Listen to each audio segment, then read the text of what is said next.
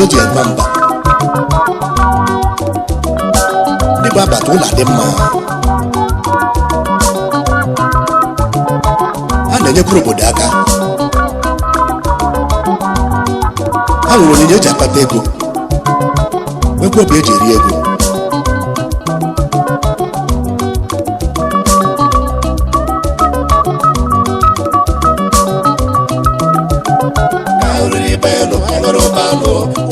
Fumbia, Kairi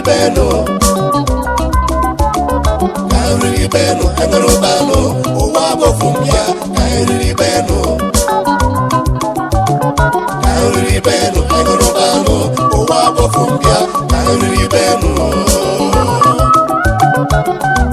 Ndanje mona biaruala no ndanje jemba biarugo. Enrobano, Owabo Fumbia, Kairi Beno. Ndanje mona bialanu ndanje jemba biarugo. Enrobano, Owabo Fumbia, Kairi Beno. Ndanje mona lotala no ndanje jemba biarugo. Enrobano, Owabo Fumbia, Kairi Beno. Enrobano, Owabo Fumbia, Kairi Beno. Enrobano, Owabo Fumbia, Kairi Beno.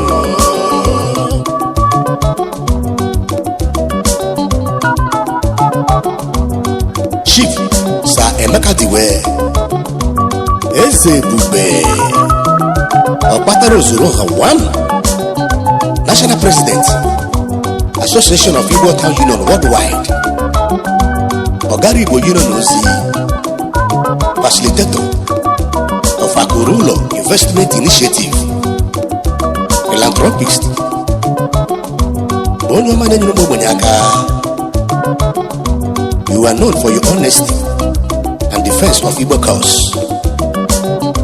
Ganiro na ndị Igbo jigemono. Dr. Sir Chidebere Okorafor, CEO, Ebere Links, Oil and Gas Worldwide, Akurulo Ruto Monna, employer of hundreds of Igbo sons and daughters. Onye ọma na-enyere ogbenye aka. Omere ọha wan nwoke obiọma onye obodo ji eme ọnụ. Prince Kitoma na-ekele gị. Ndanje mọ na bịaruola nụ ndanje jemba bịarugo. Ndanje mọ na bịala nụ ndanje jemba bịarugo. Ndanje mọ na lọtala nụ ndanje jemba bịarugo. Kairi Beno, Enrobano, Owabo Fumbia, Kairi Beno, Kairi Beno, Enrobano, Owabo Fumbia, Kairi Beno.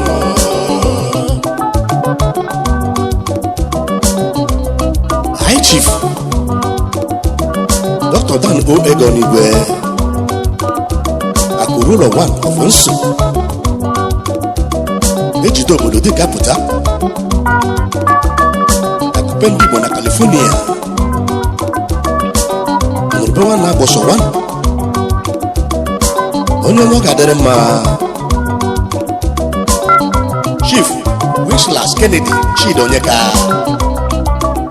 ọdịkwa nọmba 1 Uzunomi Autonomous Community Ihetu Uboma Local Government Area, an international businessman, company executive and entrepreneur, an arbitrator, mediator, legal luminary, author and public policy analyst, station of Nenania, only like an England at your table.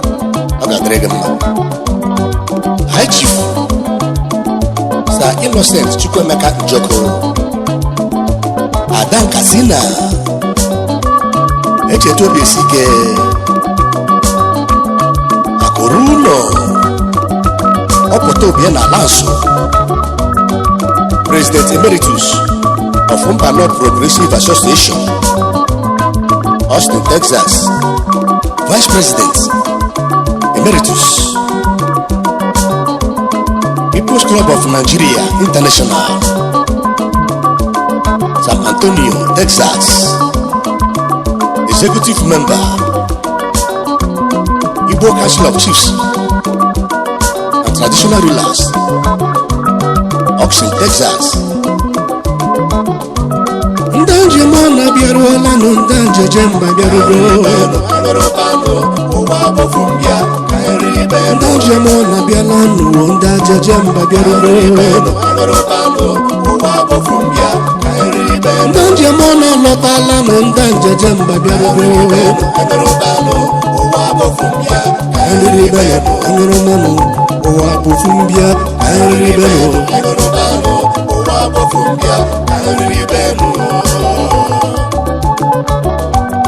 Honorable Justice Mike Onyekachi,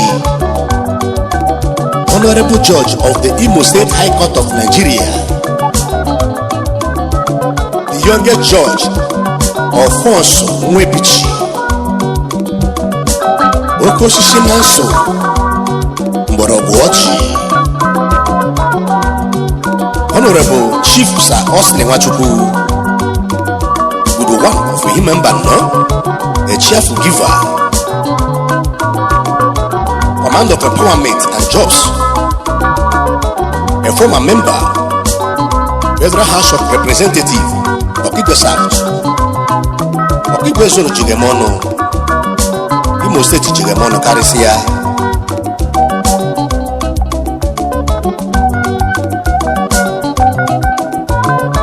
Dr. Kiri Anakaro Gajuzie,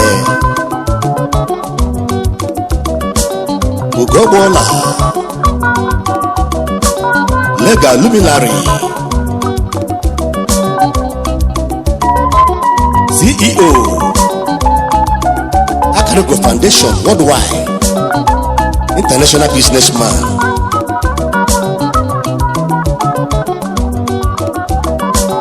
Sisio Sigwe, Onye Mabina, Texas, simple man in nature. Oke hono magi beyana anya. Oga de prane gumma. Ndanje mona biaruola no ndanje jemba biaruo. Ndanje mona bialanu ndanje jemba biaruo. Ndanje mona lokala no ndanje jemba biaruo. Anribelo anromono owa bofumbia anribelo.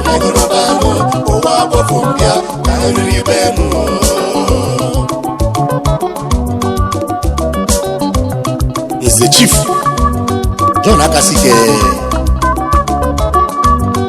Akekbuchonwa one of the Hitens.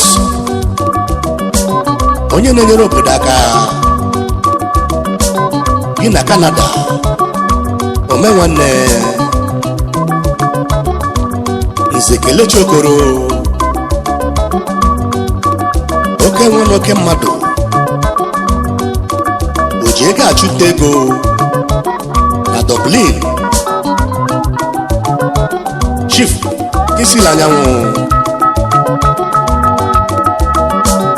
Ikemba one of Hitens, Nrakibia one of Akago.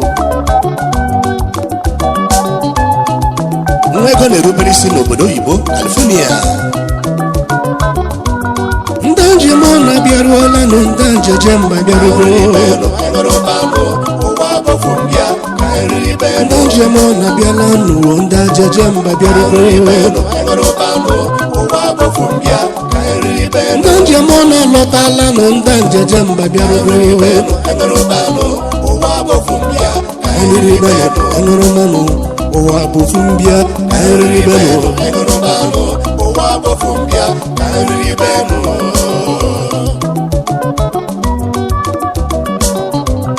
Admiral Peter Demian, Naval Officer, United States of America. Yezi nwanji emono America jibege emono Mando sujige emono karisia.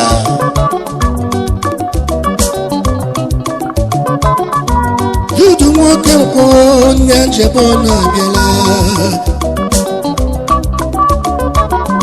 Honorable Dr. Jude nwoke nkwọ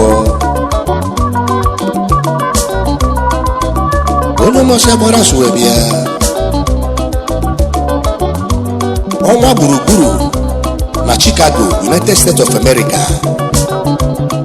Oriego n'oke ego onye njem ọnụ onye obodo ji aga mba. Udo dịrị gị nwanne m.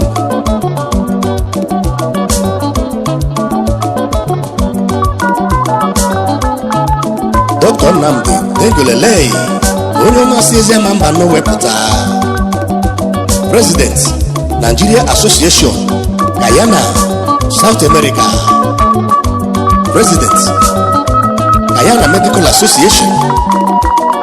Ezinwa ndị njem ọ na-abịaruola nụ ndị njeje mba bịaruo.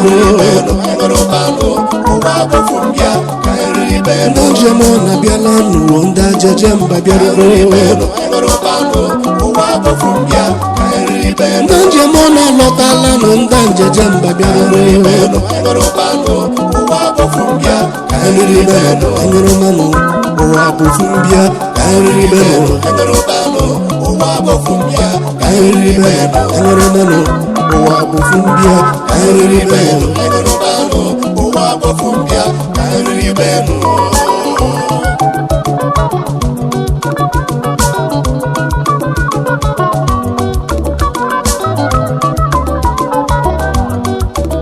Honorable Chief Loman Duruji ahụmba ahụ dịka one of Nsu Imo State jigemọnụ mba nọ jigemọnụ Isilebutu jigemọnụ agadịrị gị onye nke Chief Uzomosu Agwụ Agụji Egbe one na Houston, Texas. Onye ndị osu ji eme ọnụ ya gazie Nze Gabriel Onyeka ọgọ nna ya ọmụrụbe nwanne abụsọ one solution ama ama n'ụwa niile. Onye mmadụ na United Kingdom achụnta ego.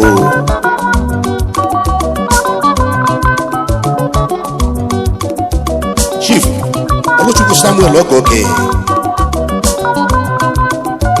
Kpakpando na-enye ihe one ọfụmaka Agonsu Ozugbo one of Brazil.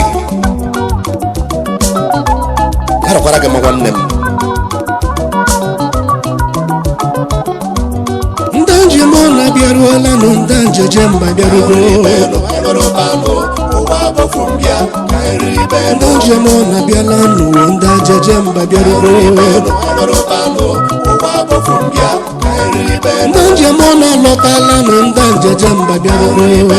Anyụrụ manụ ụwa bụfu mbịa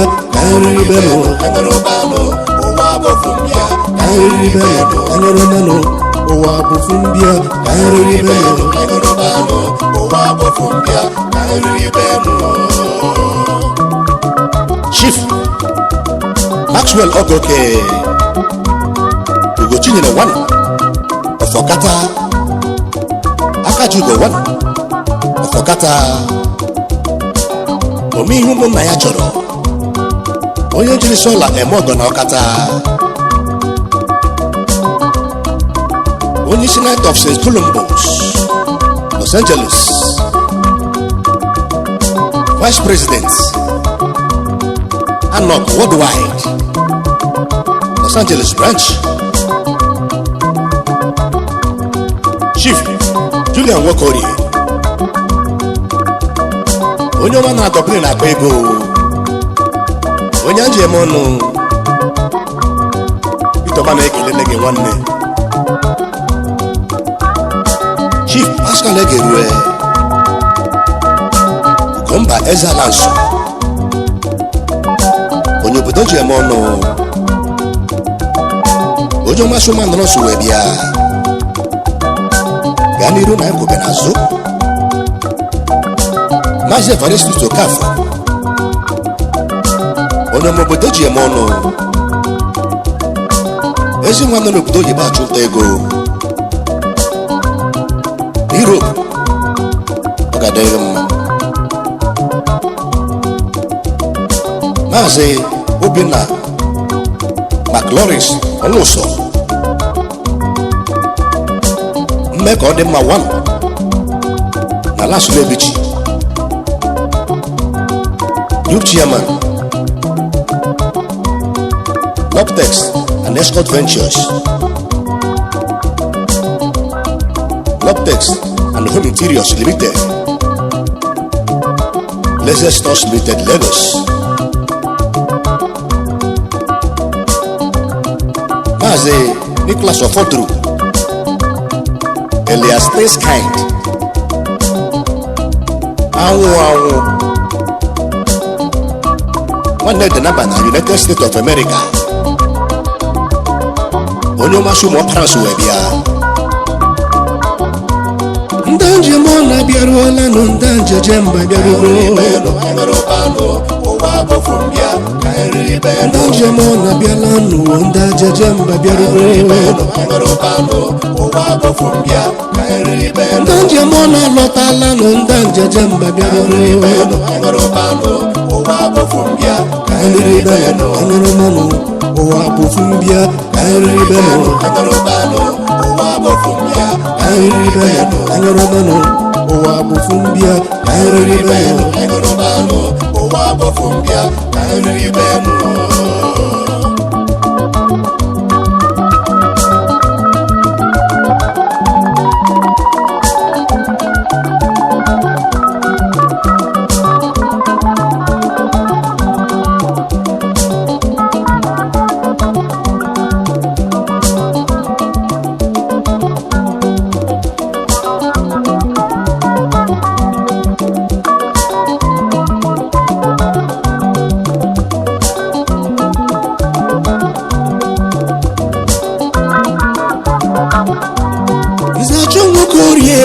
Jemono agarugonu Izacho ngokore onyanja bamba alorugo Ebe go one of us Onyobodo Jemono Oga de farna ma dede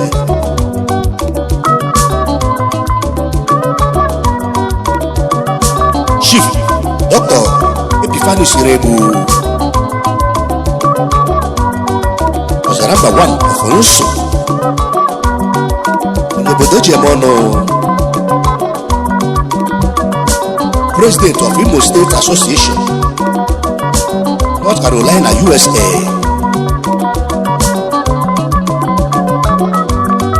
Chief Ogochukwu Osueke President General of Abaranso Community Obodo Jemono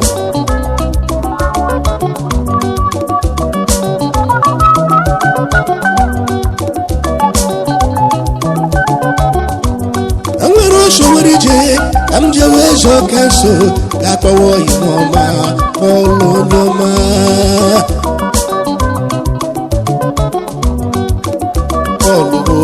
Olonyoma Sapon Wachuku Lego Luminary Obodo Jemono Obodo Jabamba Yagazie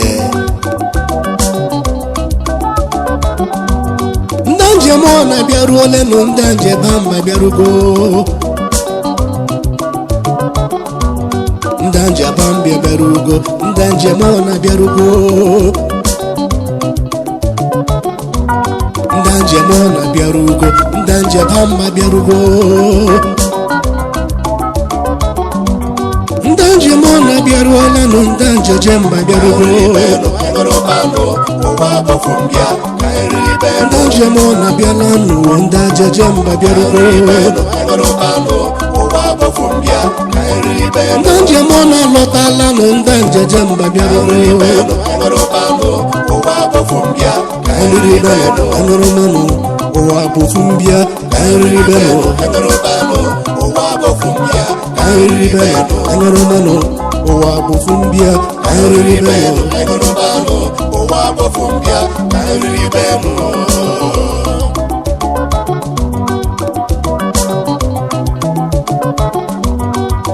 His Royal Highness Prophet Dr. Chid Onyije Ezugo 3 of Omugo Amano Autonomous Community Igunabo Local Government Area of Abia State Bulldozer Onyobodo Jagamba Ezegadi High Chief Honorable Dr. Anthony O. Amechi Ochendo Ndigbo 1 of Federated Igbo Congress Asa Ndoke Ojieba Zog 1 na Alokija Anambra State Eza Hurugwego 1 of Igbo Land President Federated Igbo Congress Rivers State and Bayelsa State Former Chairman Oyibo Local Government Area CEO My Star Integrated Services Limited onye ndị Igbo ji eme ọnụ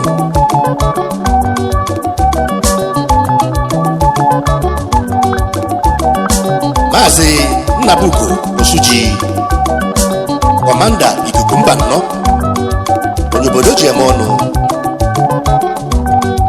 isi resira okwu ọnụ ma nwoke ka ibe ya ọ ga-adịrị gị mma Honorable Onyekachi Ifeanyi Udobisi okenye edemede Ojibara Edezo obodo Chief Press Secretary of the Speaker of the State House of Assembly Imo State the only man to serve two speakers back to back because of his pen and quality character a pen warrior of the media profession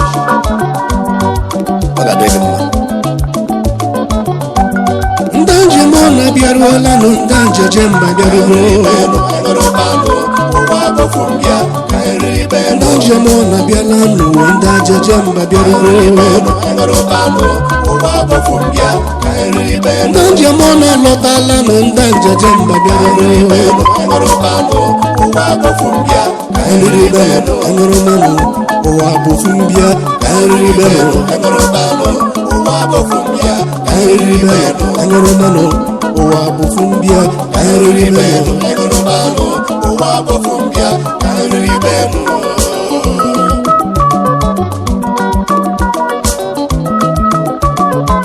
Reverend Father Paul Ogoke onye obodo ji eme ọnụ onye ọma nọ n'obodo oyibo ejiri Chineke ozi ọ ga-adịrị gị mma Maazị Olunisegu onye obodo ji eme ọnụ onye ọma bịa na United States of America achụta ego ọ ga-adịrị gị mma dede Engineer Fabian Chukwunya onye obodo ji eme ọnụ CEO Sons Engineering Company Limited a leading name in engineering construction procurement and maintenance in oil and gas sector of Nigerian economy onye obodo ji eme ọnụ ya n'iru na ekweghị n'azụ Maazị William Chidozie Ezigwe onye ọma ji eme ọnụ na Rivers State CEO Triple International Services Nigeria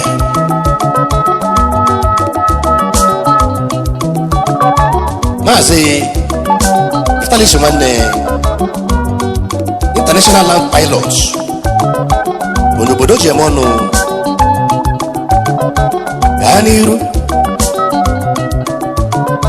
Nze Charles Agim Afus Ebiokwu The Triple Chief ezi afa ka ego onye ma bi na Rivers State achụta ego Director Gitex Blocks Industries Zone Oji Block Emenga ọdọ nwanne ndanje mona bịaruola nụ ndanje jemba bịarugo ndanje mona bịala nụ ndanje jemba bịarugo ndanje mona lọtala nụ ndanje jemba bịarugo anyụrụ mmanụ ụwa bụfumbịa anyụrụ mmanụ ụwa bụfumbịa